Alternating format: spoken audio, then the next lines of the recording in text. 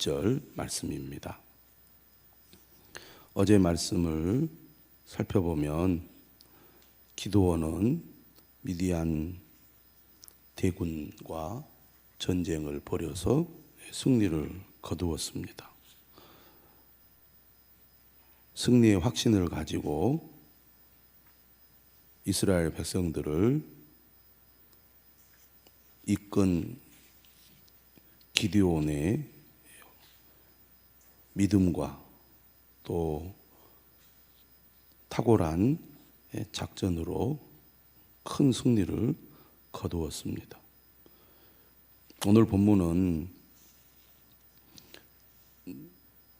특별히 에브라임 지파 사람들의 이야기로부터 시작을 하게 되는데요.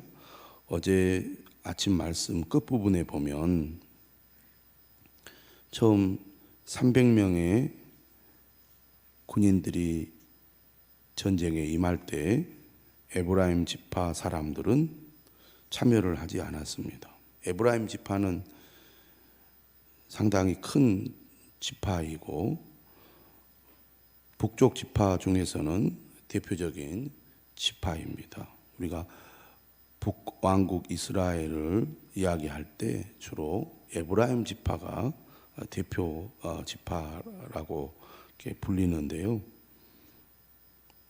처음 전쟁에 참여하는 지파들을 보면 이 에브라임 지파가 빠져 있습니다.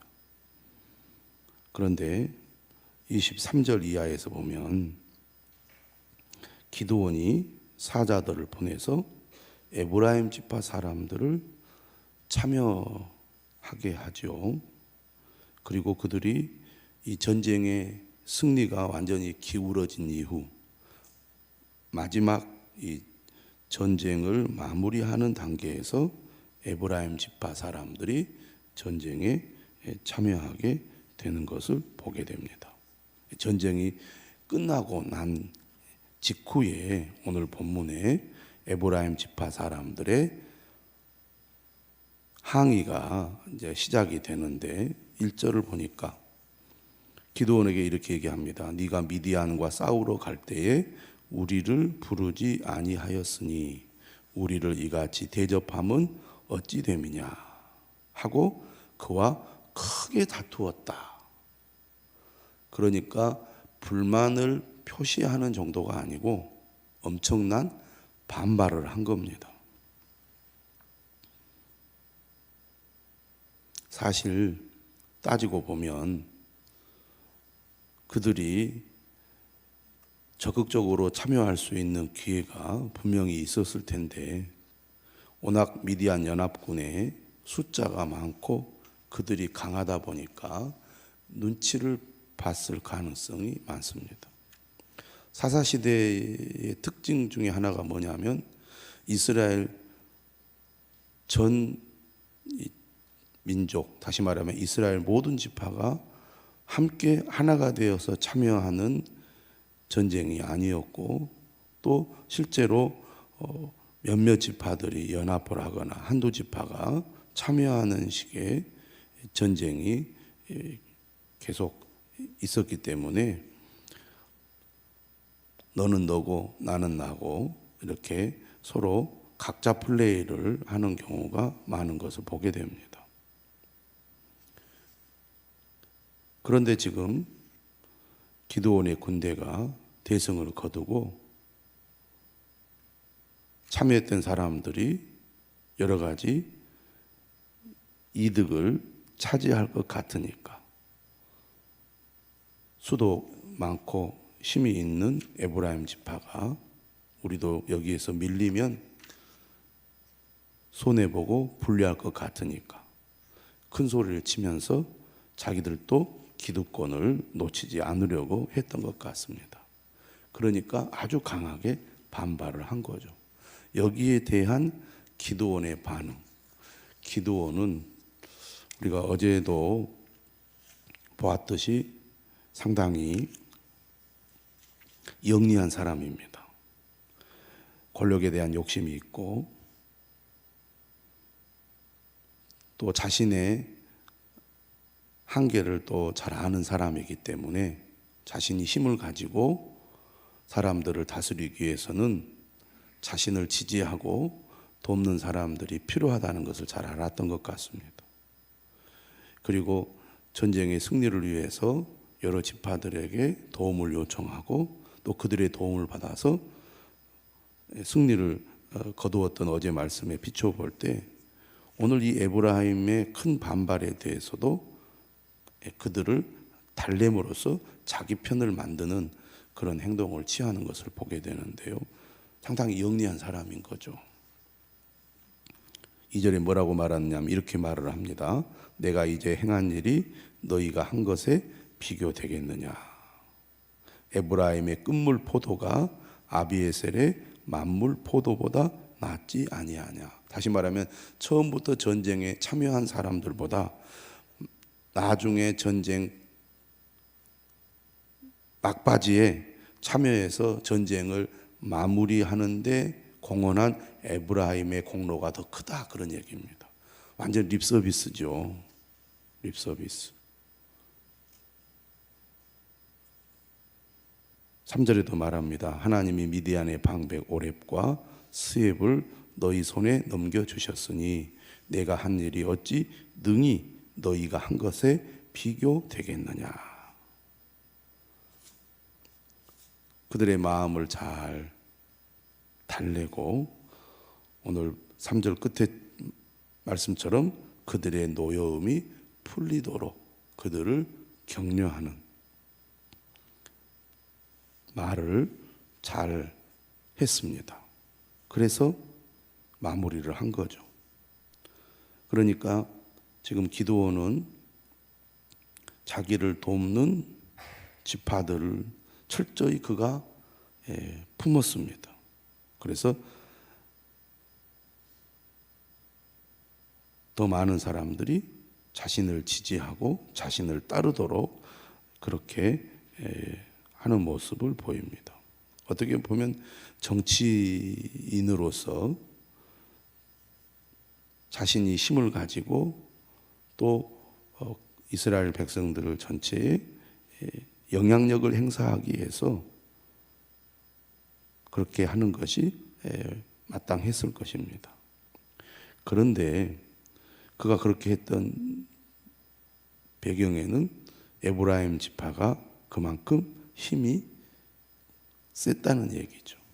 그러니까 강하니까, 세니까 그들을 달래서 그들을 자신의 편으로 품는 것이 자신에게는 유리하다 판단을 했던 겁니다. 모든 사람들을 다 그렇게 품었으면 기도안의 인격과 됨됨이가 훌륭하다고 볼 수 있는데 반대의 또 행동을 오늘 본문은 보여주고 있습니다. 그러니까 너그럽고 품는 그 마음이 더 약하고 힘없는 사람들이나 그를 돕지 않았던 사람들에 대해서는 전혀 다른 반응을 오늘 본문은 보여주고 있는데요. 4절에 보니까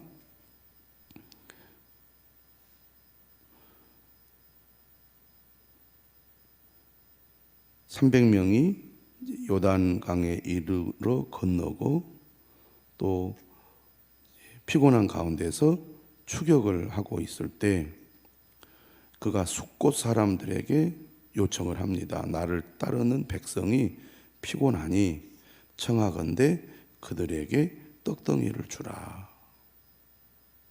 전쟁 시에 군인들이 전쟁을 할 때 보급품이 참 중요하잖아요.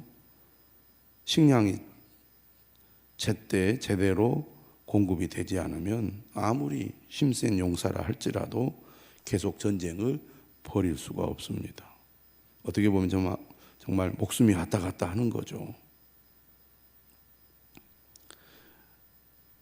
기드온은 분명하게 얘기합니다. 나는 미디안의 왕들인 세바와 살문나의 뒤를 추격하고 있다. 그러니 우리에게 음식을 좀 달라. 이렇게 요청을 했습니다. 그런데 숫곳 방백들이라는 것은 뭐 이제 좀 장로들 같은 사람들이죠. 그곳에 좀 그 유지들이라고 할 수 있습니다. 지도자들이죠. 그 지역에 그들이 이렇게 말을 해요. 세바와 살문나의 손이 지금 네 손 안에 있다는 거냐? 어찌 우리가 네 군대에게 떡을 주겠느냐? 한마디로 말하면 도와주지 못하겠다는 겁니다. 기드온의 군대에 대한 확신이 부족한 거죠. 그들을 도와주는 것이 우리에게 유익이 되겠느냐, 혹시 잘못 도와줬다가 우리가 보복을 당하지 않겠느냐는 그런 이제 그 의문을 가지고 거절을 하고 있는 겁니다. 그러자 기드온이 얼마나 지금 이 목숨이 왔다 갔다 하는 전쟁 때에 이 숫곳 방백들의 태도가 얼마나 마음에 들지 않았겠습니까? 그래서 이렇게 얘기를 해요. 여호와께서 세바와 살문나를 내 손에 넘겨주신 후에 내가 들가시와 찔레로 너희 살을 찢으리라. 보복하겠다는 겁니다. 그러니까 지금 전쟁 중에 기드온의 요청은 어떻게 보면 정당한 요청이라고 할 수 있습니다. 하지만 숫곳 사람들은 이해관계를 따져본 것이죠. 같은 민족이기 때문에 도와줘야 맞는데 그렇지 않았던 것입니다. 그리고 8절에 보면 브누엘 사람들도 똑같이 거절을 했습니다. 그래서 숫곳 사람들과 브누엘 사람들이 이 전쟁의 막바지에 기드온과 그 군대를 돕지 않는 그런 모습을 보여주고 있습니다. 10절 이하에 보니까 전쟁은 결국 기드온 군대의 승리로 끝나게 되죠. 왜냐하면 하나님께서 승리를 약속하셨기 때문입니다. 10절에 보니까 12만 명이 죽었습니다. 그리고 남은 기드온의 미디안 연합군의 군대가 15,000명이었습니다. 그러니까 총 13만 5천 명이라는 어마어마한 숫자의 대군들이 이 전쟁에 참여를 한 거죠. 그리고 결국 그들을 공격했고 11절에 12절에 미디안의 두 왕인 세바와 살문나를 사로잡았고 그들의 온 진영을 격파했습니다. 온 부대를 다 완전히 파괴시킨 거죠. 승리를 거두게 된 겁니다. 완전히. 그러니까 오늘 본문 12절에 이르러 전쟁이 완전히 끝났습니다. 여기까지 보면 기드온의 군대 그리고 그 군대를 이끈 기드온의 그 능력이라 그럴까요? 얼마나 대단한지 이스라엘 이제 민족 전체에 그게 확 드러나게 된 겁니다.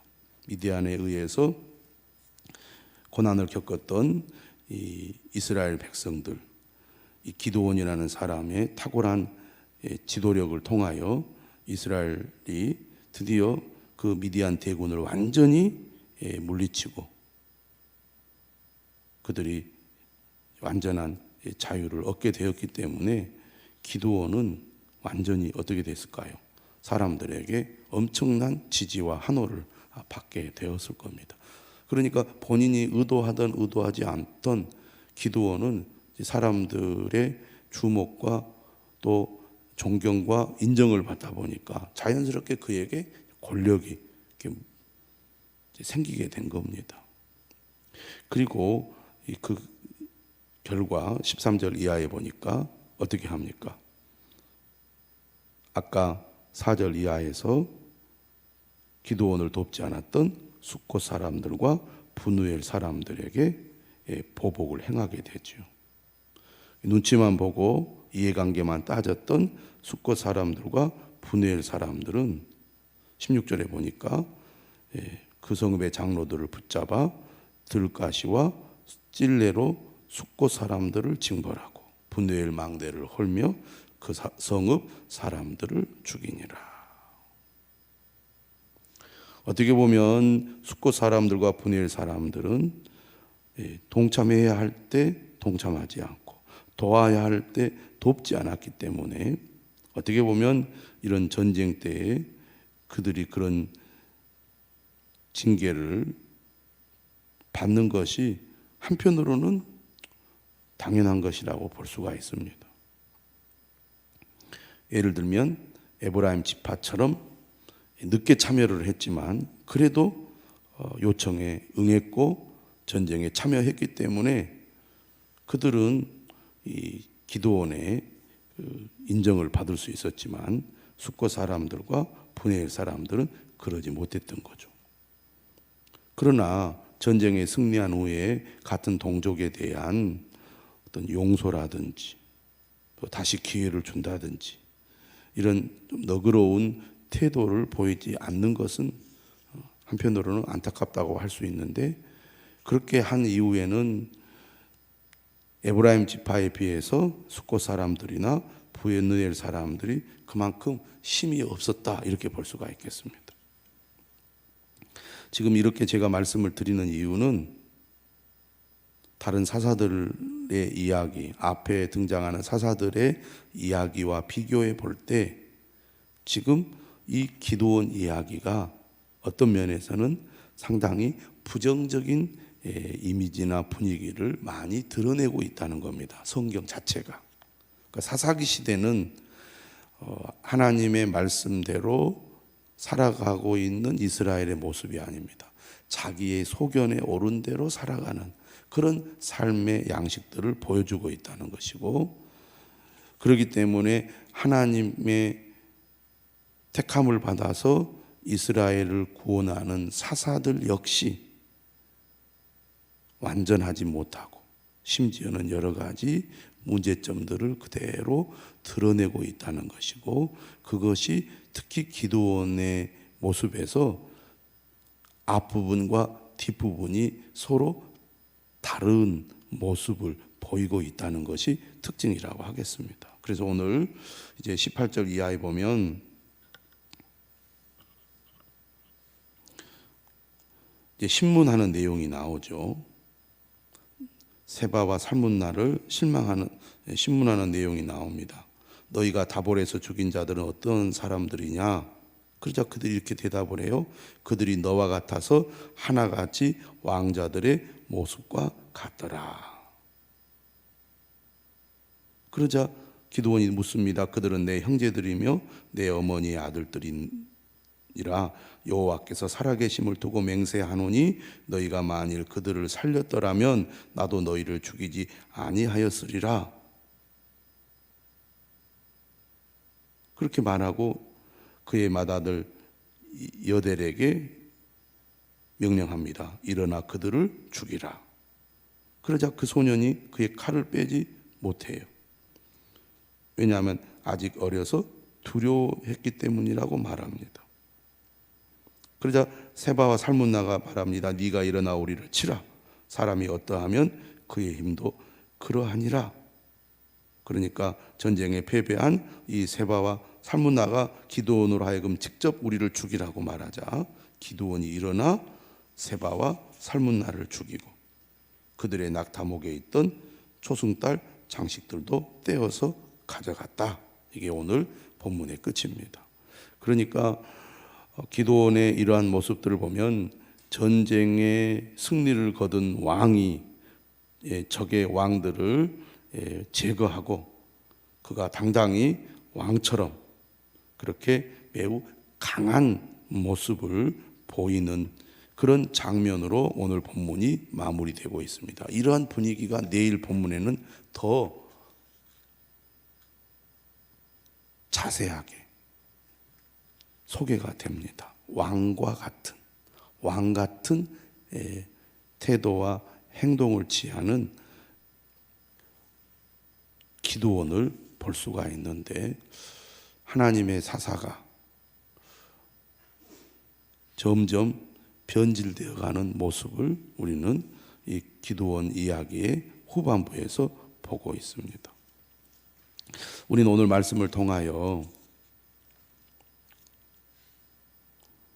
우리가 철저히 하나님께 영광을 돌리겠다는 분명한 목적과 태도를 취하지 않으면 우리가 주님을 위해서 산다고 하면서도 주님을 위해서 일한다고 하면서도 언제든지 타락할 수 있고 변질될 수 있고 잘못될 수 있고 하나님께 영광을 돌리는 것이 아니라 오히려 하나님의 영광을 가릴 수도 있다는 것을 오늘 말씀을 통해서 배우게 됩니다. 우리는 말로는 나는 오직 주님을 위해서 이렇게 했습니다. 나는 주님을 위해서 내가 이렇게 하는 것입니다. 라고 우리가 말하고 큰 소리 칠 때가 있는데요. 인간의 마음의 이 깊은 곳에 인간의 악한 본성들이 있지 않습니까? 욕심이 있고 이기심이 있고